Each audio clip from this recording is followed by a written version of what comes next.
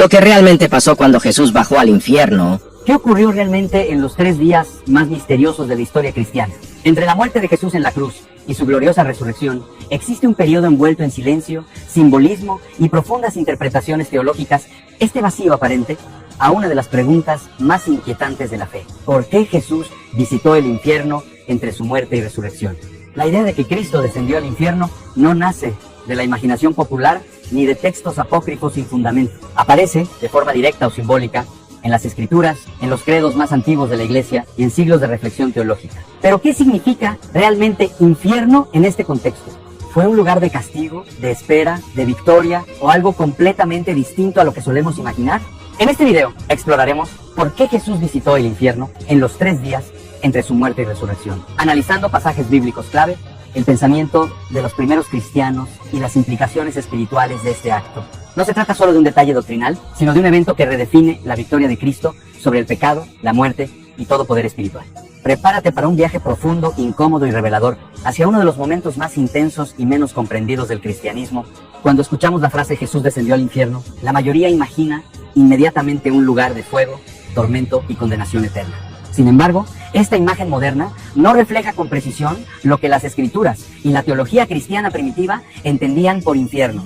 Para comprender por qué Jesús visitó este lugar entre su muerte y resurrección, primero debemos aclarar qué significa realmente ese descenso. En el Credo de los Apóstoles, uno de los textos más antiguos y fundamentales del cristianismo, se afirma claramente: padeció bajo el poder de Poncio Pilato, fue crucificado, muerto y sepultado, descendió a los infiernos, al tercer día resucitó de entre los muertos. Esta frase no fue añadida al azar, representa una convicción profundamente arraigada en la fe de los primeros cristianos. En la Biblia, el término traducido como infierno no siempre se refiere al lugar de castigo eterno. En el Antiguo Testamento aparece la palabra Sheol, que describe el reino de los muertos, un lugar de sombra, silencio y espera, donde iban tanto justos como injustos. En el Nuevo Testamento se utiliza el término Hades, que cumple una función similar. No es todavía el lago de fuego del juicio final, sino una dimensión intermedia de la existencia después de la muerte. Cuando Jesús muere en la cruz, su cuerpo es colocado en el sepulcro, pero su espíritu no queda inactivo. Según la enseñanza cristiana tradicional, Cristo desciende al lugar de los muertos no como prisionero, sino como vencedor. Este descenso no es un acto de sufrimiento adicional, sino una misión con un propósito claro dentro del plan de redención. Uno de los pasajes más citados para sostener esta idea se encuentra en 1 Pedro 3, 18, 19, donde se dice que Cristo, muerto en la carne, pero vivificado en espíritu, fue y predicó a los espíritus encarcelados. Este texto ha sido interpretado de distintas maneras, pero muchos teólogos coinciden en que señala una acción consciente de Jesús en el ámbito espiritual tras su muerte. Es importante entender que Jesús no descendió al infierno porque estuviera derrotado. Al contrario, sus últimas palabras en la cruz fueron: consumado es. La obra de salvación ya estaba completa. El descenso no contradice esa victoria, la expande. Cristo entra incluso en el territorio de la muerte para proclamar que su dominio ha terminado. En este sentido, el descenso al infierno no es un episodio oscuro o vergonzoso, sino una declaración poderosa. No existe lugar, ni siquiera la muerte misma, donde la autoridad de Cristo no llegue. Con este acto, Jesús confirma que la redención no es parcial, sino total, alcanzando todas las dimensiones de la existencia humana. Uno de los aspectos más intrigantes del período entre la muerte y la resurrección de Jesús es el silencio casi absoluto de los evangelios. Mateo, Marcos, Lucas y Juan narran con detalle la pasión, la crucifixión y la resurrección, pero apenas dicen nada sobre lo que ocurre en esos 3 días intermedios. Este vacío narrativo no es un descuido, es una invitación a la reflexión profunda. Desde la perspectiva bíblica, el silencio suele acompañar los momentos más decisivos de la acción divina. Así como Dios guarda silencio durante siglos antes de la venida del Mesías, también parece callar entre la cruz y la tumba vacía. Pero ese silencio no implica inactividad. Al contrario, algo trascendental está ocurriendo fuera del plano visible. Jesús muere un viernes, poco antes del inicio del sábado judío. Para sus discípulos, ese tiempo fue una experiencia de confusión, miedo y desesperanza. El Maestro, que prometió el reino, ahora yace muerto. Sin embargo, mientras la tierra guarda reposo y los seguidores se esconden, la tradición cristiana sostiene que Cristo actúa en el ámbito espiritual, donde la muerte ha reinado desde la caída del ser humano. El número 3 no es casual en la Biblia. Jonás pasa 3 días en el vientre del gran pez. Israel camina 3 días hacia el Sinaí. Jesús anuncia varias veces que resucitará al tercer día. Este periodo simboliza transición, juicio y renovación. Los 3 días de Jesús en la muerte representan el umbral entre el viejo orden dominado por el pecado y la nueva creación inaugurada por la resurrección. La ausencia de detalles explícitos en los evangelios llevó a los primeros cristianos a buscar respuestas en otros textos bíblicos. Salmos como el 16, no abandonarás mi alma en el Sheol, fueron interpretados como profecías de que el Mesías entraría en el reino de los muertos sin quedar atrapado en él. Hechos 2:27 retoma esta idea, afirmando que la muerte no pudo retener a Cristo. Este silencio también cumple una función teológica, protege el misterio. La fe cristiana no se construye solo sobre explicaciones detalladas, sino sobre actos divinos que superan la comprensión humana. El descenso de Jesús al infierno pertenece a ese ámbito sagrado donde el lenguaje resulta insuficiente. Además, el silencio subraya una verdad poderosa. La victoria de Cristo no depende del reconocimiento humano inmediato. Mientras nadie lo ve, mientras parece derrotado, Dios está ejecutando el momento decisivo de la historia. La resurrección no es un acto improvisado, sino el resultado de una obra completa, que incluye incluso la confrontación directa con la muerte en su propio dominio. Así, los 3 días no son un paréntesis vacío, sino el corazón oculto del triunfo cristiano. Allí, en la oscuridad, se gesta la luz que cambiará el destino de la humanidad. La gran pregunta no es solo si Jesús descendió al infierno, sino para qué lo hizo. ¿Cuál era el propósito de entrar en el reino de la muerte justo después de haber entregado su vida en la cruz? La teología cristiana ha ofrecido varias respuestas a lo largo de los siglos, pero todas convergen en una idea central. El descenso de Cristo fue un acto de victoria absoluta. En primer lugar, el descenso representa una proclamación. Jesús no baja al infierno como un condenado más, sino como el rey vencedor. Según Efesios 4, versículo 8 al 10. Cristo descendió a las regiones más bajas de la tierra y luego ascendió llevando cautiva la cautividad. Este lenguaje sugiere un anuncio público. La muerte ha sido derrotada, el pecado ha sido pagado y la autoridad del mal ha sido quebrantada. No es un mensaje de negociación, sino de triunfo. En segundo lugar, muchos padres de la iglesia entendieron el descenso como un acto de liberación. Antes de la resurrección, se creía que los justos del Antiguo Testamento permanecían en una condición de espera, separados de la plena presencia de Dios. El descenso de Cristo habría abierto las puertas de esa prisión espiritual, llevando consigo a aquellos que habían vivido en fe pero aún no habían visto cumplida la promesa. Esta imagen, conocida como la Harrowing of Hell, el saqueo del infierno, fue muy influyente en el cristianismo primitivo. También existe un tercer aspecto clave, la confrontación directa. Jesús entra en el dominio de la muerte para enfrentarla cara a cara. No la evita, no la rodea, no la ignora, la atraviesa. Al hacerlo, demuestra que ni siquiera el último enemigo del ser humano tiene poder real sobre él, como afirma 1 Corintios 15:26. Y ahora, una pregunta personal para ti. ¿Alguna vez has sentido que Dios guarda silencio justo en el momento más oscuro de tu vida, como ocurrió en esos 3 días entre la cruz y la resurrección? El descenso al infierno nos enseña que el silencio de Dios no es abandono, es acción invisible. Cuando parece que todo ha terminado, Dios sigue obrando en niveles que no podemos ver. Jesús no resucita sin antes haber enfrentado la profundidad máxima de la condición humana, la muerte y la separación. Por eso, este acto no es un detalle menor del cristianismo, es la prueba de que la redención alcanza incluso los lugares que creemos irrecuperables, donde el ser humano ya no puede ir. Cristo ya estuvo. El descenso de Jesús al infierno no se apoya en un solo versículo claro y directo, sino en una red de pasajes bíblicos que, al ser leídos en conjunto, construyen esta doctrina. Precisamente por eso, ha sido uno de los temas más debatidos dentro del cristianismo. Para entenderlo con profundidad, es necesario analizar los textos clave que han alimentado esta interpretación a lo largo de los siglos. Uno de los más importantes es 1 Pedro 3:18-20. Allí se afirma que Cristo, después de morir, fue y predicó a los espíritus encarcelados, aquellos que en tiempos de Noé no obedecieron. Este pasaje ha generado múltiples lecturas. Algunos sostienen que Jesús proclamó su victoria a seres espirituales caídos. Otros creen que ofreció un anuncio de juicio. Y una tercera postura interpreta esta predicación como un mensaje de liberación. Aunque no hay consenso absoluto, el texto sugiere claramente una acción consciente de Cristo en el mundo espiritual tras su muerte. Relacionado con esto, aparece en 1 Pedro 4, versículo 6, donde se dice que el Evangelio fue anunciado también a los muertos. Esta frase refuerza la idea de que el mensaje de Cristo no se limita al mundo de los vivos. La salvación tiene un alcance que atraviesa incluso la frontera de la muerte, lo cual encaja con la lógica del descenso. Otro texto clave es Efesios 4, versículo 9, que afirma que Cristo descendió a las partes más bajas de la tierra. Algunos intérpretes lo leen como una referencia a la encarnación, otros como una alusión directa al reino de los muertos. En el contexto del pasaje, que habla de victoria, ascensión y autoridad, la interpretación del descenso al Hades cobra un peso especial. También encontramos apoyo en Hechos 2:24-31, donde Pedro cita el Salmo 16 y afirma que Jesús no fue abandonado en el Hades ni su cuerpo vio corrupción. Para que no fuera abandonado allí, primero tuvo que estar allí. Este razonamiento fue fundamental para la teología de la iglesia primitiva. Finalmente, está el testimonio indirecto de Mateo 12:40, donde Jesús compara su experiencia con la de Jonás. Así como Jonás estuvo 3 días y 3 noches en el vientre del gran pez, así estará el Hijo del Hombre en el corazón de la tierra. Esta expresión, el corazón de la tierra, fue entendida por muchos como una referencia al dominio de la muerte. Ninguno de estos textos por sí solo explica completamente qué ocurrió en esos 3 días, pero juntos forman un mosaico coherente. Jesús murió, descendió al reino de los muertos, proclamó su victoria y no fue retenido por la muerte. Esta complejidad bíblica nos recuerda que no estamos ante una historia simple, sino ante un misterio que desafía nuestras categorías humanas. Y es precisamente esa profundidad la que hace que el descenso al infierno sea una pieza tan poderosa del mensaje cristiano.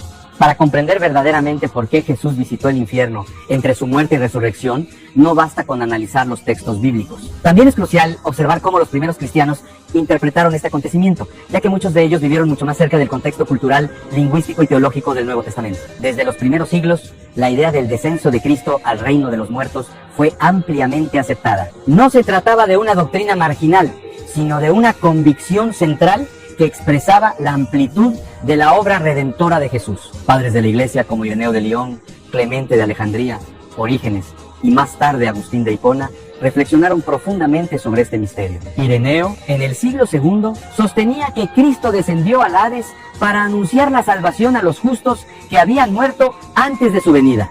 Para él, era impensable que figuras como Abraham, Moisés o los profetas quedaran excluidos de la redención solo por haber nacido antes de Cristo. El descenso garantizaba la coherencia del plan divino a lo largo de toda la historia. Clemente de Alejandría fue aún más lejos al afirmar que el mensaje de Cristo alcanzó incluso a los gentiles muertos, subrayando el carácter universal del Evangelio. Aunque esta postura fue debatida posteriormente, revela cuán radical era la visión de los primeros cristianos sobre el alcance de la obra de Jesús. Una de las imágenes más poderosas surgidas en esta época es la del Cristo que irrumpe en el infierno como un conquistador. En el arte cristiano antiguo, especialmente en iconos orientales, se representa a Jesús rompiendo las puertas del Hades, pisando a la muerte y tomando de la mano a Adán y Eva para sacarlos de la oscuridad. Esta imagen no es decorativa, expresa visualmente la idea de que la caída del primer ser humano es revertida por el nuevo Adán. Agustín, aunque más cauteloso en algunos aspectos, sostuvo que el descenso demostraba que ninguna dimensión de la existencia humana quedó sin ser tocada por Cristo. Jesús no solo vivió como humano y murió como humano, también experimentó la condición de los muertos, transformándola desde dentro. Para los primeros cristianos, este evento tenía además un enorme valor pastoral. En un mundo marcado por persecuciones, enfermedades y muerte constante, la idea de que Cristo había entrado en la muerte y había salido victorioso ofrecía consuelo y esperanza real. La muerte ya no era un abismo desconocido, sino un territorio atravesado por Dios mismo. Así, el descenso al infierno no era visto como un detalle oscuro, sino como una de las expresiones más profundas del amor y poder de Cristo. Un Dios que no se detiene ante ningún límite con tal de rescatar a la humanidad. A lo largo de los siglos, el descenso de Jesús al infierno ha sido interpretado de distintas maneras dentro del cristianismo. Aunque la idea central se mantiene, las denominaciones cristianas no siempre coinciden en cómo entender este evento. Esta diversidad no debilita la fe, al contrario, muestra la riqueza y profundidad de un misterio que supera una sola explicación. La Iglesia Católica y la Iglesia Ortodoxa sostienen de forma clara que Cristo descendió al reino de los muertos. El Catecismo de la Iglesia Católica explica que Jesús no descendió para liberar a los condenados ni para destruir el infierno de castigo, sino para abrir las puertas del cielo a los justos que habían muerto antes de él. En esta visión, el descenso es un acto real, aunque su modo de existencia trasciende nuestra comprensión material. La tradición ortodoxa pone un fuerte énfasis en la victoria cósmica de Cristo. En la liturgia pascual se celebra que Jesús pisoteó la muerte con su muerte. Para esta corriente, el descenso no es tanto un evento cronológico como una realidad eterna. La luz de Cristo irrumpe en la oscuridad y la desintegra desde dentro. En el mundo protestante, las interpretaciones son más variadas. Algunas denominaciones históricas, como la luterana y la anglicana, aceptan el descenso como un evento real, apoyándose en el credo de los apóstoles. Martín Lutero, por ejemplo, veía el descenso como una proclamación triunfal de Cristo sobre Satanás y la muerte. Otras corrientes protestantes, especialmente evangélicas, tienden a interpretar el descenso de forma simbólica. Para ellas, la expresión descendió al infierno describe la profundidad del sufrimiento de Jesús en la cruz y su total identificación con la condición humana, más que un viaje literal al Hades. Según esta visión, la victoria sobre la muerte ocurre plenamente en la resurrección, sin necesidad de un descenso espacial. A pesar de estas diferencias, existe un punto de acuerdo fundamental. Jesús venció completamente a la muerte. Ya sea entendido de manera literal o simbólica, el mensaje es el mismo. No hay poder espiritual, físico o existencial que pueda resistir la obra redentora de Cristo. Este debate también revela algo importante sobre la fe cristiana. No todo misterio está diseñado para ser resuelto con precisión matemática. Algunos eventos, como el descenso al infierno, funcionan como verdades reveladas que invitan a la adoración más que al análisis técnico. Lo esencial no es imaginar con exactitud cómo fue ese descenso, sino comprender lo que significa para la humanidad. Que Dios no se mantuvo distante del sufrimiento humano, sino que lo atravesó hasta el fondo. Más allá de debates teológicos o interpretaciones doctrinales, el descenso de Jesús al infierno tiene un impacto profundo y directo en la vida espiritual del creyente. No es solo una idea abstracta sobre lo que ocurrió hace 2000 años, sino una verdad que redefine cómo el cristianismo entiende el dolor, el abandono y la esperanza. En primer lugar, este evento nos habla de un Dios que no evita las profundidades humanas. Jesús no se limita a morir de forma simbólica o superficial. Entra plenamente en la experiencia humana más temida, la muerte y la aparente separación total. Esto significa que no existe lugar de oscuridad donde Dios no haya estado. Para quien atraviesa depresión, duelo, culpa o sensación de vacío, el descenso al infierno proclama que Cristo ya descendió allí primero. Espiritualmente, esto transforma la relación del creyente con el sufrimiento. El cristianismo no promete una vida sin dolor, pero sí afirma que el dolor no es un territorio abandonado por Dios. Cuando Jesús desciende al reino de los muertos, consagra incluso ese espacio como parte del plan redentor. La fe deja de ser solo una promesa futura y se convierte en una presencia real en medio de la oscuridad. Además, el descenso redefine el concepto de espera. Los 3 días entre la cruz y la resurrección representan ese tiempo en el que parece que Dios no responde, que las promesas no se cumplen y que todo está detenido. Sin embargo, el mensaje central es claro: la espera también forma parte de la victoria. Dios obra incluso cuando no vemos resultados inmediatos. Para el creyente, esto implica una fe más madura, no una fe basada solo en milagros visibles, sino una fe que confía incluso en el silencio. El descenso al infierno enseña que Dios puede estar actuando de la manera más decisiva precisamente cuando parece ausente. También hay una implicación poderosa respecto a la muerte. Si Cristo entró en ella y salió victorioso, entonces la muerte ya no es un final absoluto. No es una muralla infranqueable, sino una puerta atravesada por Cristo. Esta convicción fue la que sostuvo a los primeros cristianos frente al martirio, y sigue siendo una fuente de consuelo frente a la pérdida. Finalmente, el descenso confronta al creyente con una verdad incómoda, pero liberadora. La salvación no es superficial. Cristo no vino solo a mejorar la conducta humana, sino a rescatar al ser humano desde sus raíces más profundas. Por eso, ninguna herida es demasiado antigua, ningún pecado demasiado grave, ningún pasado demasiado oscuro.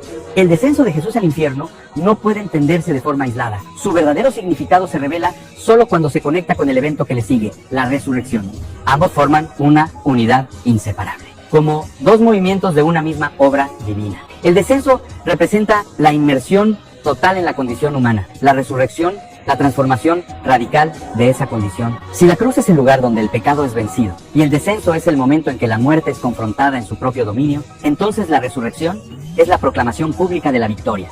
Cristo no solo sale de la tumba, emerge como el Señor sobre la vida y la muerte. Nada quedó fuera de su alcance. La lógica cristiana es clara y contundente. No hay resurrección sin descenso. Jesús no evita la profundidad para llegar a la gloria, la atraviesa. Esta estructura se repite constantemente en la fe cristiana. Humillación antes de exaltación, muerte antes de vida, silencio antes de palabra. El descenso al infierno confirma que la resurrección no es un truco divino, sino el resultado legítimo de una victoria total.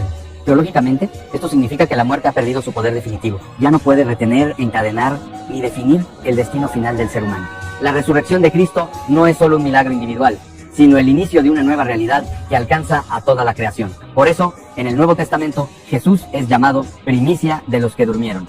El descenso también explica por qué la resurrección es tan radical. Cristo no regresa simplemente a la vida anterior, como Lázaro. Resucita con un cuerpo glorificado, transformado, libre de las limitaciones de la muerte. Esto indica que la muerte fue atravesada y transformada desde dentro, no solo revertida.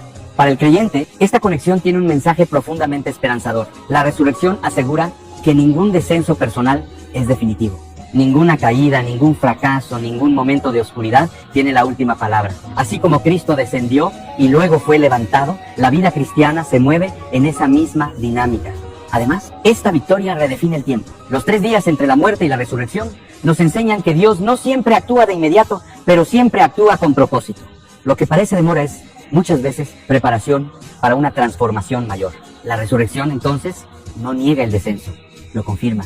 es la respuesta definitiva a la pregunta de por qué Jesús visitó el infierno. Para que ningún lugar, ni siquiera la muerte, quedara fuera del alcance de la vida, llegamos al final de este recorrido por uno de los misterios más profundos del cristianismo. La pregunta inicial, ¿por qué Jesús visitó el infierno entre su muerte y resurrección?, nos ha llevado mucho más lejos de lo esperado. No solo hacia textos bíblicos y debates teológicos, sino hacia el corazón mismo del mensaje cristiano. Jesús descendió al infierno porque la salvación no podía ser superficial, porque el ser humano no solo necesitaba perdón, sino redención total. Un Dios que se quedara en la superficie del dolor no sería un Dios capaz de salvar por completo. Por eso Cristo no se detuvo ante la cruz, ni ante la tumba, ni siquiera ante la muerte misma. Descendió hasta el fondo, allí donde el ser humano ya no puede hacer nada por sí mismo. Este acto redefine quién es Dios. No es un espectador distante del sufrimiento humano, ni un juez que observa desde lo alto. Es un Dios que entra en la oscuridad, que atraviesa el silencio, que pisa el territorio del enemigo y lo desarma desde dentro. El descenso al infierno nos revela que Dios no abandona ni siquiera cuando parece ausente. También redefine quiénes somos nosotros. Si Cristo estuvo en lo más profundo y salió victorioso, entonces nuestra historia no está determinada por nuestros peores momentos. El pasado no tiene la última palabra. El dolor no es definitivo. La muerte no es el final. Todo aquello que parecía perdido puede ser transformado.